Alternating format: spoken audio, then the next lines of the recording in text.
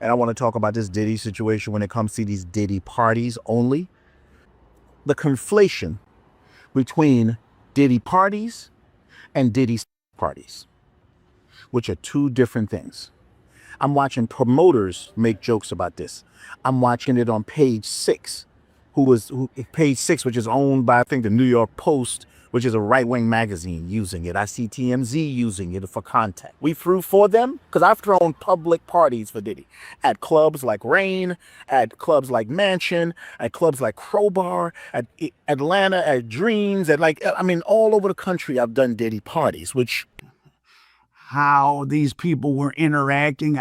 There's no proof of any of this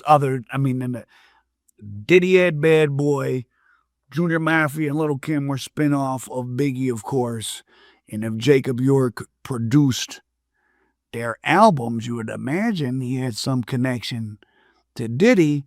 Now, of course, the Nuwaubians, they're operating under the name of the Worldwide Sabians now. They still do stuff.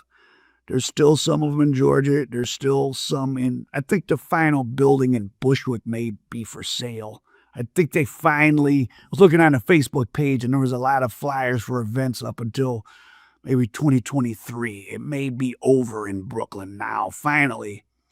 But lots of articles looking to where you have people, like in a lot of cases, a certain number of the people recanting. But in a cult atmosphere, that's not to be surprised. But everybody didn't recant about what happened. And as you can see and you can hear from some of the investigators, there was an extensive investigation done. Also, by this time, the street toughs in Brooklyn had it picked. They started calling him the Pimp Enoch. It was, again, entirely accurate. And the hour of the first interview took approximately 3 hours with her. And I've worked a lot of cases. That's primarily what I handle. So I've heard quite a bit. But I have to tell you that when I got home after interviewing this young lady, I cried. It was very gut-wrenching. And your heart can't help but go out to these people. And I agree totally with the sheriff. You have to put out of your mind the question, why? How these are not, unintelligent people. These are people that you sit down and can carry on an intelligent conversation with. They're artists. Some of them are very, very talented. These children learned early on that in order to get the everyday things that we would have, which would be luxuries to them, that they had to perform certain acts and do certain things for him. They didn't realize that this was not normal behavior. And I recall one victim telling me that one day she was actually in York's bedroom watching TV because they didn't have that in their trailer. That was one of their luxuries that they got when they went to his house. So here we have the son.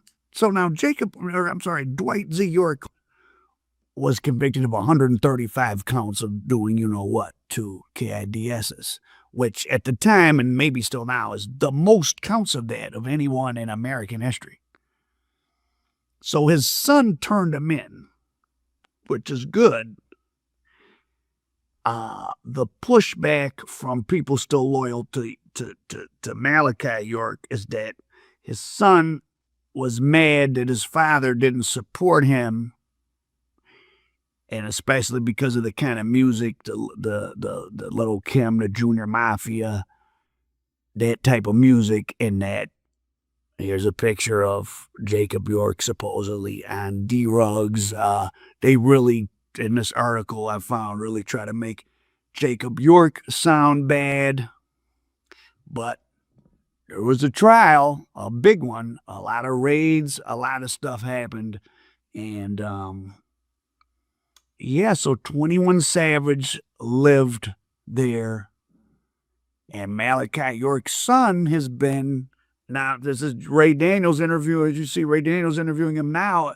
Ray Daniels says Jacob York is one of the few people that he gets information from, is the most knowledgeable about the music industry. So I'm not sure what all Jacob York has done since Junior Mafia days, but must be a lot, because Ray Daniels has done a lot. So for him to look to him as someone to ask questions for. Now, I don't know if Ray Daniels knows all this stuff, and it's really not per se relevant, just very interesting. These the kind of people that are in the music industry. So the 21 Savage in his interviews lately, as his album isn't doing well, as the whole debacle with,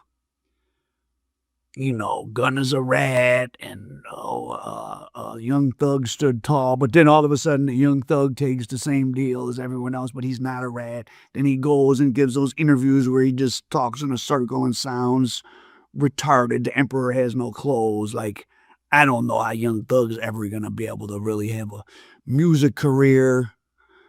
He's like a 6'9" now. It's just, once these guys' personalities exposed. See, Gunna didn't really give interviews. Just make music. If you're a musician, just make hot songs that people want to listen to. If you're basing it too much on your personality, then you better have a good personality. And it didn't work for Young Thug. But there's a very cult-like atmosphere, or cultish obsession that is developed with being street, with criminality.